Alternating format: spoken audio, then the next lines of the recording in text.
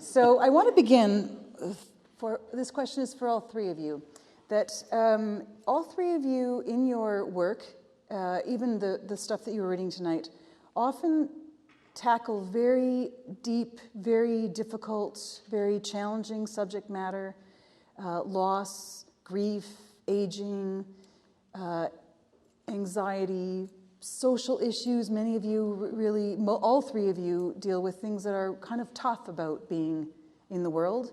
And yet you all three have a wicked sense of humor, which also comes through your work. So I wonder if we could start by, if I could ask you to talk a little bit about what role do you think humor has in your ability to tackle the hard stuff? Well, I think comedy and tragedy have a very, very thin line between them.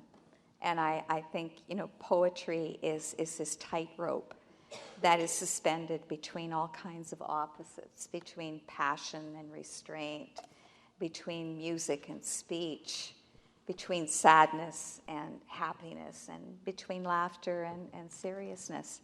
So I'm interested in, I guess, I'm not even sure if the word humor is right. I'm interested in wit, and I think that's more of a deeper kind of humor. It's not slapstick.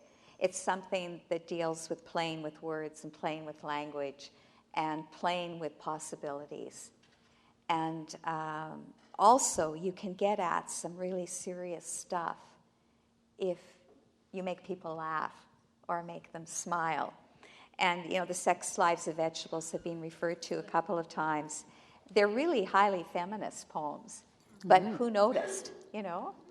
People laughed at them, and that's great. But I think I was able to make a point without being didactic, and with humor you can kind of sneak up on someone. And I remember Mary Walsh, that wonderful Canadian comic, one of my favorites, who said that she discovered the only way she could tell the truth was to be funny. And that the deeper she dug and the closer she got to the bone, the more risk she was taking, the more frightened she was, but the funnier she was too. I try to be funny. I feel, I don't know that I try to be funny. I don't know that I always get there, but I really go for it.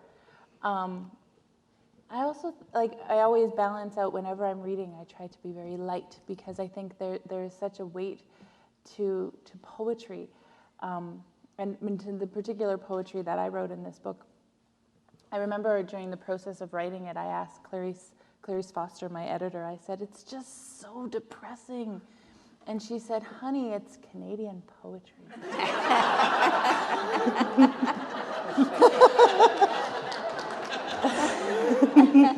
So I think that there is a weight there, and I think that that's you want to go there. You have to go there, and really the humor or the strive for that really tries to balance that out. I love what you said about Mary Walsh, who's hilarious and is very biting in a lot of her humor. It's the flies with honey idea, right? Not that why would you want to catch flies? But their faces are clean. But their faces are clean. Oh, so good. Well, I think just like we, as writers, we're not supposed to be didactic. We're not supposed to be purposeful. No one's supposed to know we're trying to say something.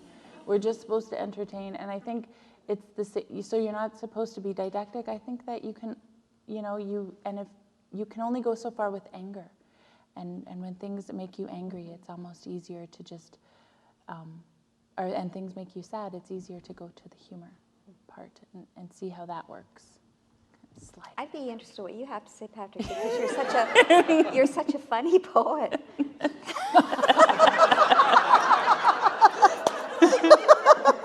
Thank you for that, Nara. I try to be funny.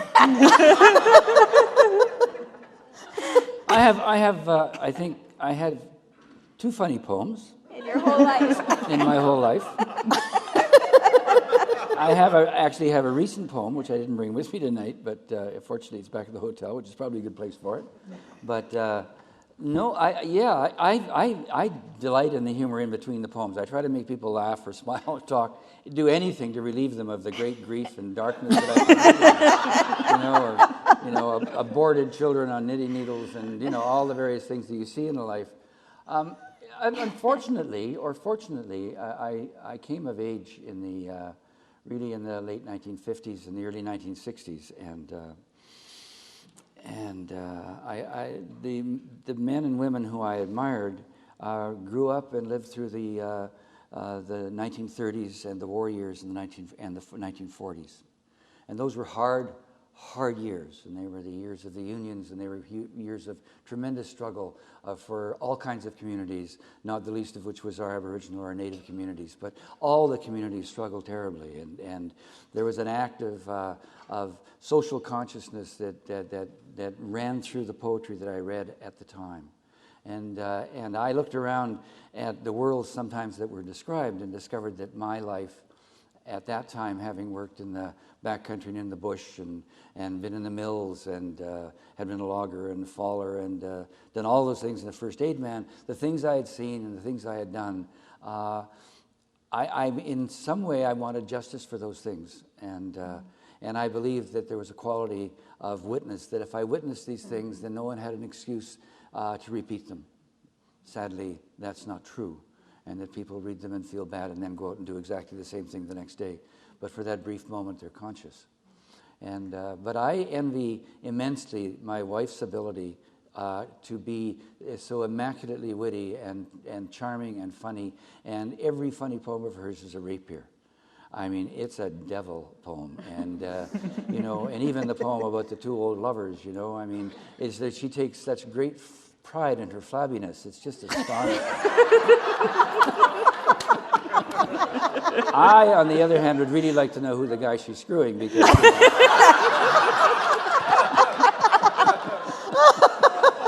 isn't you, eh? I mean, come on, eh? What can I say? But however, what it is. See, I can make people laugh. But trying to do that in my poetry instantly goes to a dark and a desperate place, Do you have the poem about the timer? No, it's at one of his darn. home. It's my one funny poem. Yeah. But there you go. I didn't bring that poem, so sadly you won't be able to laugh at that anymore. But no, I think humor is and I think that Lorna's comment about tragedy and comedy and that line that separates them, these lines of genre which drive me crazy, that there's the spoken word poetry, and there's a rip-rap poetry, and there's a, traditional, and you write the old poetry, Patrick, and we write the new poetry, and it's all poetry, it's all spoken word, it's all an oral tradition. For 3,500 years we have written poetry. Prior to that, all of our poetries were oral. The Aboriginal tradition in oral poetry goes back 15,000 years on this continent, and deeper than that, far, far, far before. And my own oral tradition in my original culture, my tribal culture in Ireland and in places like that, goes back thousands and thousands of years. The ancient stories and the old oral poems go back to... one of the great tragedies was when... the Iliad and the Odyssey were written down, and they stopped living anymore. They became locked down as absolute texts. And oral tradition and oral poetry is a living, flexible thing that moves and shifts and changes. And every story is new for every generation. The bones are the same. The story is fleshed by ourselves. That's why I listen to you read tonight, Kate. It's exciting to me to hear, the new flesh on the old bones. And when I hear Lorna with her witty, charming, very, very funny poems, which, we all laugh at, but somewhere we're inside, we're just turned just a tiny bit, we're twisted just a little bit. We say, oh yeah, those are feminist poems, those sex lives poems. I, on the other hand, just thought they were very sexy poems. Enough said. Anyway. I want to pick up, Patrick, on your comments about the sense of witness and justice, because one of the things that struck me as being so important about gathering you three particularly is that each of you, your writing does stand as a witness and as a challenge to social and economic structures, and to ways that we we have not accomplished fairness and equity and decency in our relations with one another. So would you all three talk a little bit about your sense of your responsibility or your sense of poetry as having a public function or I guess a public function? Kate. Yeah, responsibility. I've been thinking a lot about what I say lately and what I do, because this marvelous thing has happened and people are actually listening. It's funny because I wrote a little poetry book. It's a little local poetry book with a little local publisher who's wonderful, and it really kind of feels like it got bigger. It got really big. So people are paying attention, so I really want to make sure that I'm saying what I want to say. I feel like I have a big responsibility to make sure that I'm representing the content of what I'm writing about. I'm so pleased that it's this baby that is getting read, because these are the stories that I wanted to share, and these are the stories that I felt compelled to share, not only because they're beautiful to me, but because people need to be paying attention. We're not post-colonial. We're still very much a colonial society, and we really need to pay attention to these structures that are still in place. These things are still happening. Something that the story that happened to my brother was 22 years ago, but we still live in a world where we have 864 murdered and missing women in this country who are not being paid attention to, and not enough attention to. So that's where I feel that I have to keep telling these stories, especially that if I think someone is listening, then I have to tell the stories that need to be shared. Yeah. Lorna. Yeah, I mean, and I think that eloquently goes for all of us, regardless of our community. Those stories need to be told, and they need to be told again and again and again. Look, the bird you captured is dead.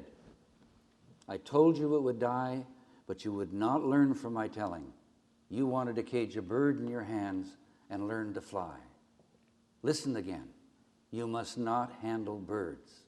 They cannot fly through your fingers. You are not a nest, and a feather is not made of blood and bone. Only words can fly for you like birds on the wall of the sun. A bird is a poem that talks of the end of cages. Bravo.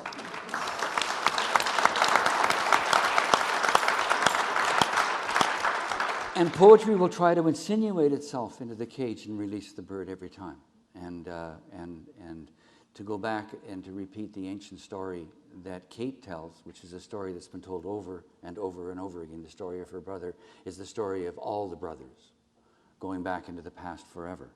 And the story, remember when Lorna wrote her poem about her brother rescuing her in fear of snakes, when, the boy nails the snake to the post, and it's the most profound poem. It's a great, great poem, and it talks deeply about a culture, but it also talks about the people at a certain level within the culture. And she witnesses, a community, at a moment of terrifying brilliance, And I think that's what all poetry's always tried to do. There are poetries that try to escape it by wandering off into abstractions, and wandering off into all kinds of vague things like, why are your poems always about grief? No, they're not about grief. They're about the death of Sally. That's what they're about. They're about Sally's death. It's not about grief. Grief's a hard word for us to hold on to. But Sally dying in bed is something I can hang on to, because her name is Sally and she died there. And therefore, that's the poem. The other poem about grief doesn't want to be written. But what you both said was very beautiful. If I can remember the last lines of the Fear of Snake poems, it came from a true thing that happened to me when I was a little kid. I think it was the first time I used the word swift current in a poem, which is where I was born and raised. And the boys find a snake by the creek, and they chase me down the alleys.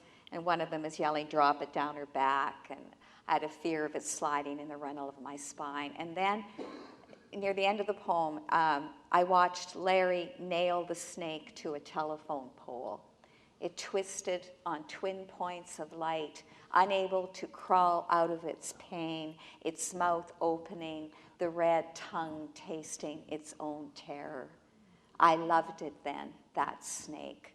The boys standing there with their stupid hands dangling from their wrists, the beautiful green mouth opening, a terrible, dark, oh, no one could hear. And I think for me, what I'm trying, thank you, what I'm trying to bring into people's hearing is that terrible, dark oh. And we were talking about humor before, but in being able to articulate the darkness, the difficulty of growing up poor with a drunken father in small town Saskatchewan. I hadn't read about those things in poems before. And I thought there had to be room for my people between the covers of a book. And so I had to try to make that space. Whether anyone else was going to listen or read them, it didn't matter. I felt a real compulsion to capture those people and the day-to-dayness of their lives, the smallness of their lives, and also the hugeness, because that was the only life they had, and they were my only parents. And I found myself wanting to speak more and more for the mute and the inarticulate. So, for instance, I wrote a whole book.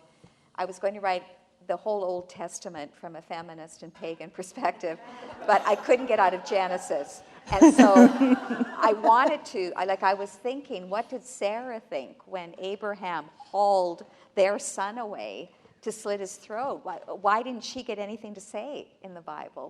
Why did she have no words? Why didn't she have a voice?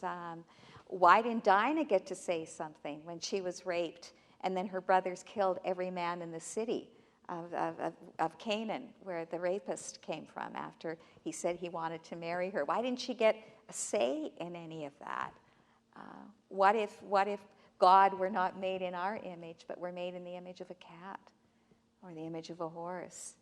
So I wanted to try on those things in order to disrupt, in some ways, the traditional story from a Western Christian perspective, and how could I shake it, put all the ingredients into a bag and shake it up and come out with something different, something that did respect and honor all other creatures, living creatures in the earth, and not put mankind on top and everything being subsumed to our desires.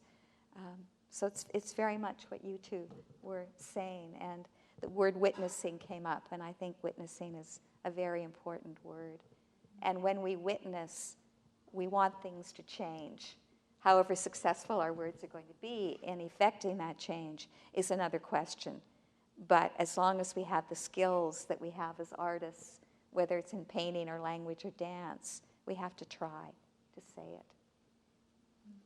Something I'm hearing in all three of those answers is that the large, challenging ideas always come down to tremendous specificity. And I would say in all three of your writing, there's something so particular. There's the particular flowers in the snow, in your poem, Patrick, or there's particular people, there's particular streets, there's such particularity. And is that a really critical part of the translation between yourself and a reader when you're creating a poem? Any of you? Well, my two greatest mentors were men I never met, but their poetry changed my life. And one of them was the Irish poet William Butler Yeats, and the other one was an American poet called William Carlos Williams. And William Carlos Williams at one point said, "There are no ideas but in things." And I was in my early 20s, and I was just learning how to write, and I didn't understand fully what he meant. But I realized that all poetry, all art is grounded in the real, in the objects and the things of the world. So that, the plastic flowers in the snow outside the barbed wire is what holds our hearts. because we identify immediately with the whole idea. So many times I'll go by a graveyard and I'll see plastic flowers stuck in the grave, you know. And some people will laugh, you know. I'll go by a native graveyard on our peninsula there outside Victoria, and I've heard people laugh and say, look at those, they put plastic flowers in. Well, they put them there because they never die. Those plastic flowers never die. And that's so beautiful and so wondrous, you know. And the people who climb, go to the fence and leave the plastic flowers in the memory of the baby that was buried there, that holds our hearts. I can talk around that and touch nobody, you know. All great poetry comes from the heart. It doesn't come from up here. When I'm writing my poems, I'm not thinking the poem. I'm listening to the music of language, and the poem happens for me after many, many long hours of study and work. It comes that way, so that, you know, Lorna's got a poem. Give us No, a... not a poem, but just this. Francis Ponge has been one of my literary mentors for quite a long time. And he spoke of how he thought he was going in the wrong direction with his poetry, that it was becoming more and more abstract. And he felt that he was distancing himself in some ways from what he needed to say. And then he came up with this idea instead. And it's an epigraph in my book of objects. I suggest that every person open an interior trap door, that he negotiate a trip into the thickness of things. Isn't that a great phrase? The thickness of things, that he make an invasion of their characteristics, a revolution, a turning over process comparable to that accomplished by the plow or the spade, when suddenly millions of particles of dead plants, bits of root and straw, worms and tiny crawling creatures, all hitherto buried in the earth, are exposed to the light of day for the first time. And I think in writing about those things, one approaches all those larger issues and abstractions. I remember Adrienne Rich saying that she doesn't get tired of the big abstractions like oppression, racism, sexism. What she gets tired of is when those words are what are used to describe them, that you have to go back down to the individual person, the individual place, the individual plastic flower, the one hand in the ice cream bucket that got cut off in a saw at the mill, and that says everything about, you know, the terrible working conditions that workers were under, the lack of unions, the lack of respect, and Patrick does it all through that horrified image of a hand in an ice cream bucket. I firmly and completely believe in that. And like Patrick, and I don't know, like you, Kate, I don't start thinking, I'm going to write a poem about grief, or I'm going to write a poem about loneliness. That would kill me. Sylvia Plath said you must give up the killing idea. You must think about Mrs. Spaulding's heavy eyelids and the color of the cream in the milk jug, and on and on and on. And then you reach the magic mountain. That's how you get to the magic mountain, not by writing about the magic mountain. Kate. I concur. Yeah. Well, and the whole act of bearing witness is what we see. We're seeing these things. We're seeing these things, and we get hinged on certain little plastic flowers, the tongue. Oh, that's great. These are the things that rotate in our minds over and over again. We experience this life through our senses, and a poem is nothing more than trying to make sense of those. You know, trying to put them together and make some sort of an image. You know, I throw in my name droppers here. I'm a big fan of the Imagists. You guys mentioned your heroes. I need to mention some heroes, eh? I'm a big fan of the Imagists, and when I started writing poetry, I really got into the Imagist idea of just say what you're seeing. You know, never mind the feelings, never mind this, never mind that. Just say what you're seeing, and if you can tell that, then everything else comes with it. But your responsibility is to say what you see. And that's, you know, and what is that they say about the universal is in the specific? All those specifics come in from all of those universals and all those ideas. Every reader will put that in as they see this image because that's all you can say. All you can say is what your experience is with it and what that image is that you take with in your mind. I think we've just had a great sort of short course in poetry making. Thank you for that. I know all three of you have written or are writing in other genres, and I wondered if you just talk for a minute about your sense of how your life as a poet or your work as a poet relates to the work that you're doing in other genres, nonfiction, fiction, kids' Why books. don't you start with your memoir? We'll let Patrick start with this one, all right? Well, I mean, I'd worked in, long before I wrote my memoir, which was the first, I mean, I was sober for the first time in my life. I quit drinking in 2000, and after a lifetime of being a drunk and alcoholic, and I'm still an alcoholic, I just don't drink. And let's hope I never drink. Let's say I'm not drinking. I'm not drinking today. And it was the first long prose work that I could complete because I was sober. I tried many times to write longer prose works when I was drinking, and I did not have the endurance or the ability to sustain the effort that it took, 3 to 4 to 5 years of effort it takes to write a really fine novel. You know, there are novels that are pumped out 7 a year by, factories, and we all read that crap, and et cetera, but the fine work takes a long time, and I could not do that. I couldn't complete. I could continue to write poetry because poetry in its truncated, tight form, I could control that for at least a short, out of control that for a little short time. But I did complete a book of short fiction back in the 90s, but the freedom to actually write in a long form, you see, I mean, I don't see breakdowns between poetry and fiction and nonfiction. I mean, to me, it's all language working in a magnificent way. Nonfiction is a wonderful fictional account of a life, as we remember it.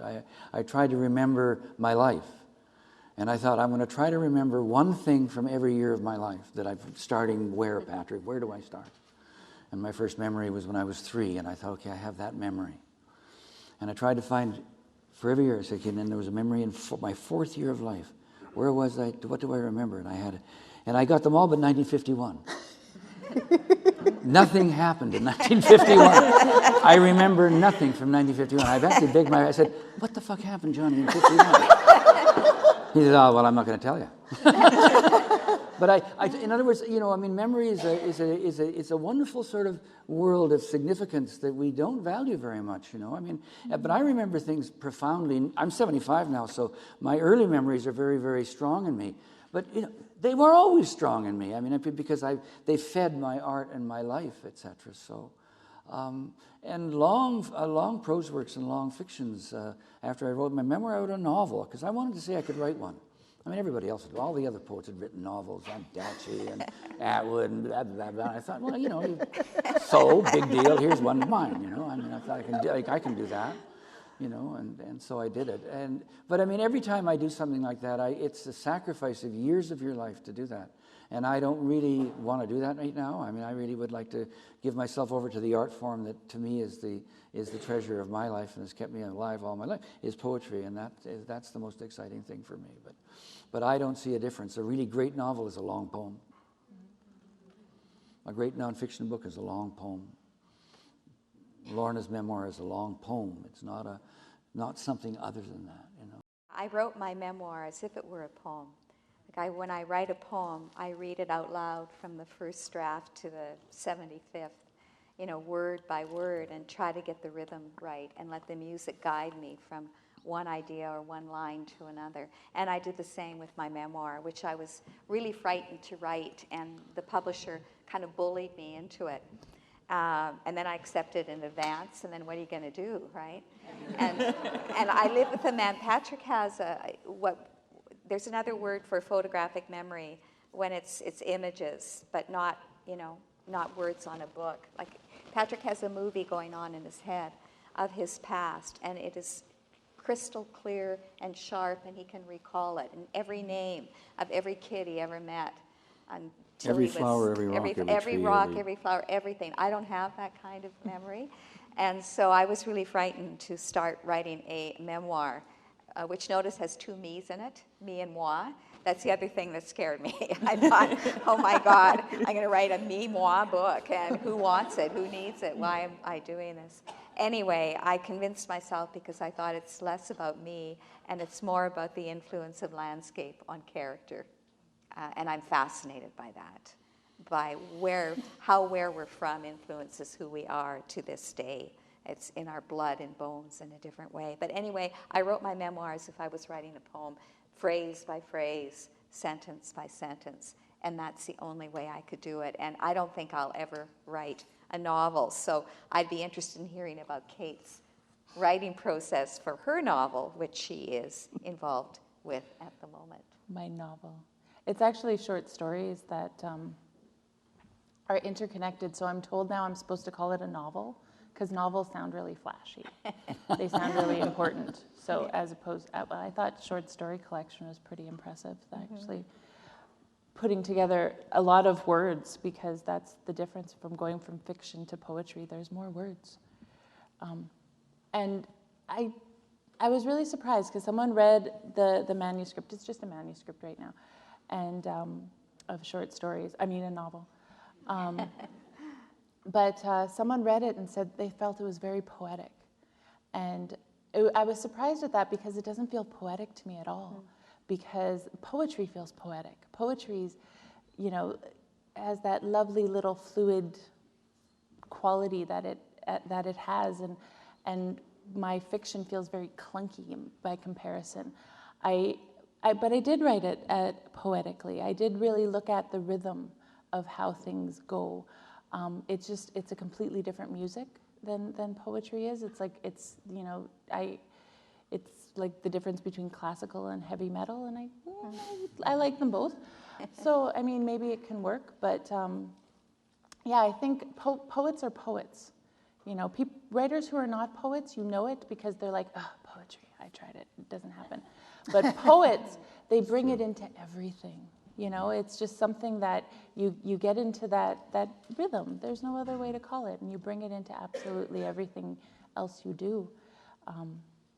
We were talking about children's books, and Lorna is coming out with some children's books, and I'm in the midst of writing, I've written them, and they're coming out later. But they're poetic as well. We brought our poetry in there, and we get to be a little more cheesy and with the children's. Poetry is very serious, right? It's Canadian poetry, so it's very serious. But the children's, we get to have fun, but it's still poetry. It's always poetry, So. Is your partner in the audience today? No. Oh, because I was going to give him a warning. And I think I mentioned to this when we were talking before in McNally Robinson Bookstore a year ago, that it's much more fun living with a poet than it is living with a novelist. Poets dip in and out of their work so quickly and so passionately, and then they're ready to have fun. You can only spend about 3 hours a day on poetry, and then your brain just goes dead, and you want to go out and play. Whereas novelists get up in the morning and start writing, and even though they may make supper or whatever because they need a break, at the dinner table, they're not listening to you. and I'll say something to Patrick, and he'll respond, and I'll say, you didn't hear me, did you? Oh, yes, and then he'll repeat my question. But, he's not really there. And finally, I'll get him to admit that he was trying to figure out how to get the body out of the trunk, So they're not with you. They're living in this alternate world that they've created, and they will not leave it until the bloody book is done. So if you have a choice, if you're in love with two people, and one is a poet and one's a fiction writer, go with the poet. You'll have a much happier, more passionate life. Yeah. And never marry an actor unless you want a lot of variation in your life. I remember when I was at the Globe Theatre in Regina, and the director of the theater, I was talking to his wife one day, and her husband was taking on the role of Macbeth, and we were sitting talking. She said, we were talking about him, etc. And she says, "You know what it's like to get up in the morning and have breakfast with Macbeth?" She says, "You know what it's like?" She said, finding Macbeth's socks. She said, "You know what it's like to fuck Macbeth?" She said, it's terrible. She said, it's terrible. He's a horror, she says, when he's acting. She said, he's Macbeth. I go to bed with Macbeth. I get up with Macbeth. I do this with Macbeth. I send Macbeth to the store. Macbeth comes back. She said, it's terrible. She said, so never marry an actor, she said. So actually the truth is, don't marry an artist. Because they do. I had a body in a trunk in the novel that actually the body never showed up again in the novel later on, but somehow I had a dead body. And I didn't know what to do with it at the end of the chapter, so I thought, we'll just put it in the trunk. And I'll deal with it later as the novel progressed, right? Because I didn't have a plan for the novel. The novel just, I'm a poet, so just sort of my novel sort of kept moving in places I wasn't expecting it to be. And so the second chapter went by, and the body was still in the trunk, and it was a hot day. And I thought, the body's got to get out. 3 chapters later, the body was still in the trunk. It was awful. I thought, I can't believe it. I've got to burn the car. He's got to drive the car to the lake. And finally I just took the chapter in which the body appeared and tore it up and threw it away and said, that's the end of the body in the trunk. So, the life, it's true. For weeks and weeks, I wasn't paying attention. It was almost the end of the marriage, let alone the end of the body. Yeah. I used to tease I would phone, what's his name, Saskatchewan? Guy Vanderhager. Guy Vanderhager. I'd phone Guy. I'd say, how many pages you write today, Guy? You hear this kind of sob. He says, I lost 4. He said, I lost 4 pages. His wife used to keep him in the basement and wouldn't let him up until he'd finished a page. He couldn't have a drink in the afternoon. His drink in the afternoon, he couldn't have his first drink until he'd finished the page. And he had to bring the page up and show her. And then she'd say, okay, you can come upstairs and you can have a drink. So never marry that kind of woman either. He's safer. Possibly you do marry that kind of woman. Yeah, I know. It's fun being an artist. Actually, it's a joy to live with the poet, actually. It's a joy. Did you hear that, Lorna? Yeah, it's a great joy. What did he say? A great joy to live with a poet. It's a lot of So fun. it's a joy to live with a poet. And a remarkable woman. Yes, she's a remarkable woman. We have 3 remarkable poets up here, and you can tell that they might all 3 have a ton of stories up their sleeve. So what I'd like to do now is ask you to join me in giving them a very warm round of conversation. Thank you. Thank you. Thank you. Thank you.